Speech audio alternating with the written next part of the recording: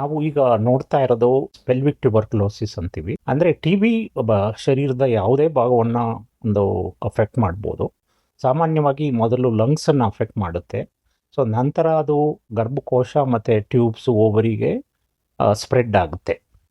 So ಇದರ ಲಕ್ಷಣಗಳೇನು ಅಂದರೆ ಹೊಟ್ಟೆ ನೋವು ಬರೋದು, ಮತ್ತು ಪೀರಿಯಡ್ಸ್ ಆಗದೆ ಇರತಕ್ಕಂಥದ್ದು, ಮತ್ತು ಮಕ್ಕಳಾಗದೆ ಇರತಕ್ಕಂಥದ್ದು. ಬಂಜೆತನ ಭಾಳ ಇಂಪಾರ್ಟೆಂಟ್ ಆದಂಥ ಒಂದು ಲಕ್ಷಣ. ಸ್ಕ್ಯಾನಿಂಗಲ್ಲಿ ಗೊತ್ತಾಗ್ಬೋದು, ಅಥವಾ HSG ಅಂತ ಮಾಡ್ತೀವಿ, ಅದರಲ್ಲೂ ನಾವು ಒಂದು ಸಂಶಯ ಪಡ್ಬೋದು ಈ ಮಹಿಳೆಗೆ ಟಿ ಬಿ ಇರ್ಬೋದು. ಆದರೆ ಫೈನಲ್ ಆಗಿ ನಾವು ಡಯಾಗ್ನೋಸಿಸ್ ಮಾಡಬೇಕಾಗಿರೋದು ಲ್ಯಾಪ್ರೋಸ್ಕೋಪಿ ಮುಖಾಂತರ. ಸೊ ಲ್ಯಾಪ್ರೋಸ್ಕೋಪಿನಲ್ಲಿ ಈ ರೀತಿಯಾದಂಥ ಒಂದು ಟ್ಯೂಬರ್ಕಲ್ಸ್ ಕಾಣಿಸುತ್ತೆ ಈ ಹೊಟ್ಟೆ ಒಳಗಡೆ, ಮತ್ತು ಟ್ಯೂಬ್ಸು ಮತ್ತು ಓವರೀಸು ಗರ್ಭಕೋಶ ಪ್ರತಿಯೊಂದು ಅಂಟ್ಕೊಂಡಿರುತ್ತೆ. ಸೊ ಆದ್ದರಿಂದ ಟ್ಯೂಬ್ಸ್ ಬ್ಲಾಕ್ ಆಗಿ ಮತ್ತು ಒಂದು ಡಿಸೀಸ್ ಆಗಿ ಅವರಿಗೆ ಮಕ್ಕಳಾಗೋದಿಲ್ಲ.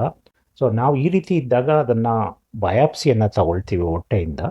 ಬಯಾಪ್ಸಿಯನ್ನು ತಗೊಂಡು ಟ್ಯೂಬರ್ಕ್ಯುಲೋಸಿಸ್ ಅಂತ ಪ್ರೂವ್ ಆದ ನಂತರ ಅದಕ್ಕೆ ಟ್ಯೂಬರ್ಕ್ಯುಲೋಸಿಸ್ ಟ್ರೀಟ್ಮೆಂಟನ್ನು ಕೊಡ್ತೀವಿ. ಅದ ನಂತರ ನಾವು ಕೆಲವರಿಗೆ ತುಂಬ ಅರ್ಲಿ ಸ್ಟೇಜ್ನಲ್ಲಿದ್ದರೆ ಅವ್ರಿಗೆ ಮಕ್ಕಳಾಗ್ಬೋದು. ಇಲ್ಲ ಅಂತ ಹೇಳಿದ್ರೆ ಅವರಿಗೆ IVF ಟ್ರೀಟ್ಮೆಂಟನ್ನು ಮಾಡಬೇಕಾಗುತ್ತೆ.